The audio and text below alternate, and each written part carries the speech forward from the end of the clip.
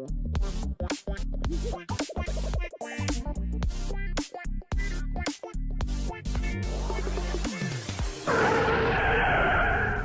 it's Matt. Today we're going to look at how I unbuilt, then rebuilt, then unbuilt this 70 Plymouth Hemicuda. Stick around to see how I did it. Matt's Custom Creations.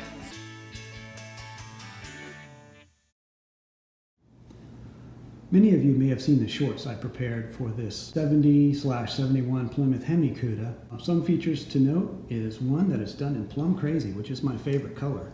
And speaking of color, I didn't actually have enough purple to go around to be able to make it into a solid purple color. So I put a racing stripe in it, and I had so much fun with it, I went ahead and made it go all the way through the body and around. Oops, there goes my dashboard. I forgot. My dashboard and gravity are not friends. Of course, being that it's a Hemicuda, it's got to feature a 426 Hemi, right? And there's the beast right there that lurks within. What's cool is the Lego orange is kind of close to Hemi orange, which is what all the Hemis were painted. I also feature a racing style gas cap.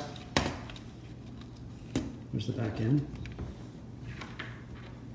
And check it out. It's not a pistol grip shifter, but there is a 4-speed shifter in there. And what I did, the secret here is, I just used a Sharpie to color the end and also at the base of the stick shift. When I did the shorts version of taking it apart, I noticed that there was actually, that the design was weak structurally. So I rebuilt it to make it a lot stronger.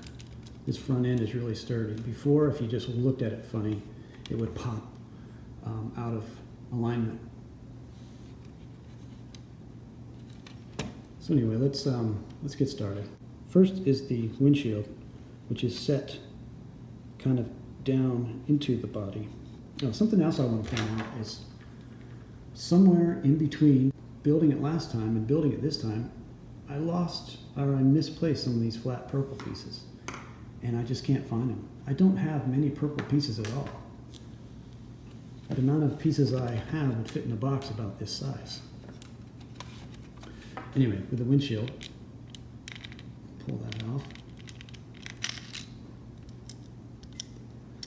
And I've laid the dashboard in there. And this part sort of is loose because I liked how I could raise the steering column and it would sort of make the dashboard come up like in the real car.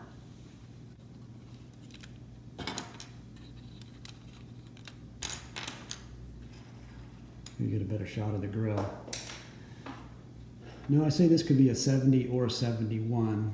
In 71 they had gill pieces here, but other than that they looked a lot alike. So this kind of has the grille of a 71 but doesn't have the side gills. So that's why I called it a 70-71. By the way, I want to point out that this design and this color even was chosen years before Lego came out with their own Mopar muscle of about this scale. To make good, they should just hire me, right? All right. In real Chrysler products, they did paint under the hood. So having these purple angle pieces to represent the wheel wells is correct to show that it's body color.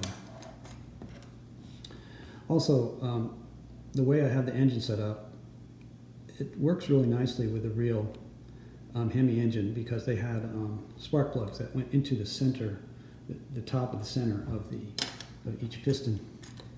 So that's a neat little extra detail there.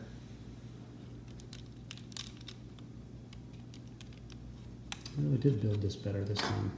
You can see because I had so few purple pieces, I'd have to improvise. So I've got 3 stacked 1x2s because I just didn't have enough regular purple blocks. Something else you notice is that it looks a lot off color. You don't need to adjust your screen. It's because these are Mega Blocks, I think, or some other Legos compatible brand, so the color doesn't quite match. But again, I didn't have enough, so I at least made sure to try to keep it on the lower level, so it wasn't so apparent.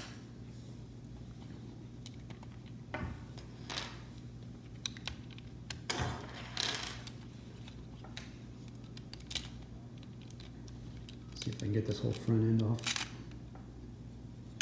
Oops. Okay. That's what that looks like. These pieces are essentially just being suspended underneath the front end.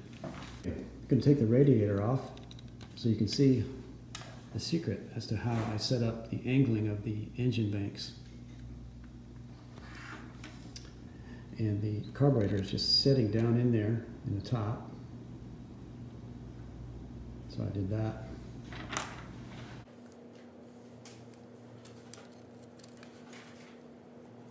The key difference with the front end of this car versus the last one I made is how I've got the pieces that have the wheels in there is really well sandwiched between the bottom pieces and these fender well pieces.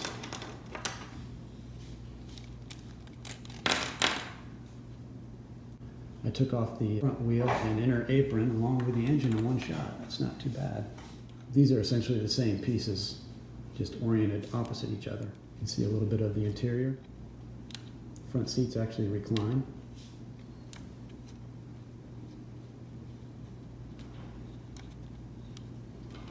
The back seats sit inboard just like on a real convertible because the wheel well and the convertible top takes up a lot of the hip room, so the seats are narrower in a convertible.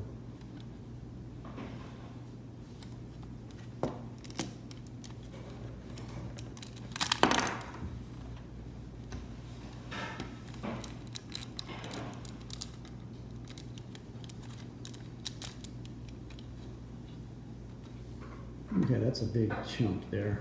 Let's set that aside for a minute. Okay, here's what we have left that's going on underneath there.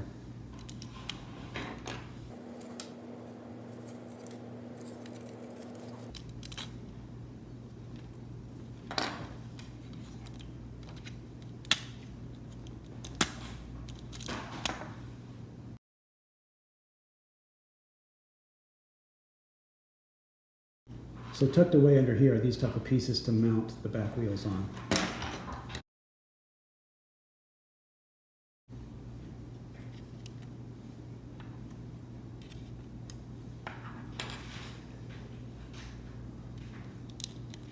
Take out the back seats. And here's the tunnel for the drive shaft. And the way I do that is by having these centering pieces underneath. And there's the gear shift I mentioned. Sorry about my beat up fingers. I'm old, you know, what can I say? All right. That's kind of as far as I'm going to take that. Now let's look at the back again.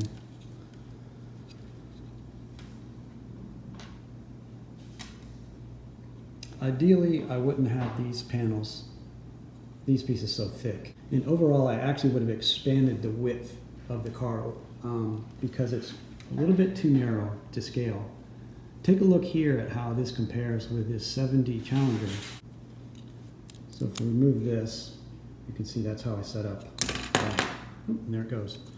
The only really sort of main non-Lego piece is hidden under here. That's how I made the back seat.